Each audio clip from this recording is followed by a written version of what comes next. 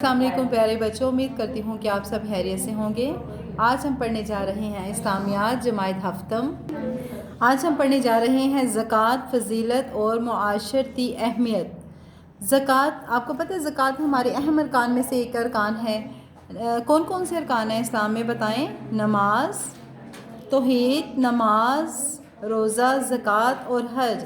زکوٰۃ اسی میں آ رہا ہے نا؟ تو زکوٰۃ کیا چیز ہے؟ زکوٰۃ عربی زبان کا لفظ ہے جس کے معنی بڑھنے اور پاک کرنے کے ہیں۔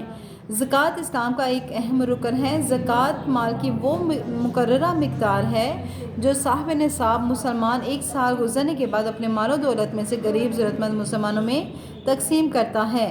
اب یہ صاحب نصاب اور نصاب، اس کو ہم جانتے ہیں یہ کیا ہے؟ نصاب، سب سے پہلے ہم دیکھتے ہیں نصاب کیا ہوتا ہے۔ نصاب مال کی وہ خاص مقدار جس پر زکوٰۃ فرض ہو جاتی ہے، نصاب کہلاتی ہے۔ اس کے بعد آ جاتا ہے صاحب نصاب۔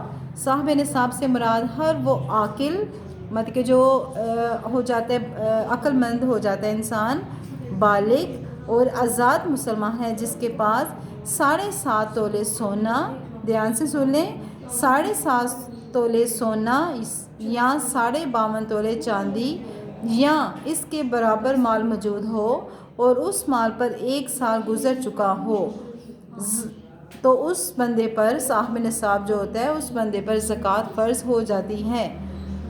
زکوٰۃ جتنی بھی ہماری ٹوٹل مالیت ہوتی ہے نا، اس میں سے 2.5% کے حساب سے ہم غریبوں اور ضرورت مندوں میں تقسیم کرتے ہیں۔ سبق کے آخر میں ہم نازرہ پڑھنے جا رہے ہیں۔ مسجد میں داخل ہوتے وقت ہمیں یہ والی دعا پڑھنی چاہیے، اللہم افتح لی ابواب رحمتک۔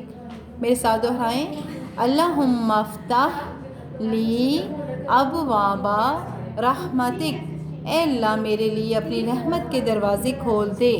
دعا نمبر 2، مسجد سے نکلتے وقت ہمیں یہ والی دعا پڑھنی چاہیے، اللہم انی اسألک من فضلک۔ چلیں میرے ساتھ دہرائیں، اللہم انی اسألک من فضلک۔ ترجمہ، اے اللہ میں تجھ سے تیرے فضل کا سوال کرتی ہوں۔ السلام علیکم ورحمۃ اللہ وبرکاتہ۔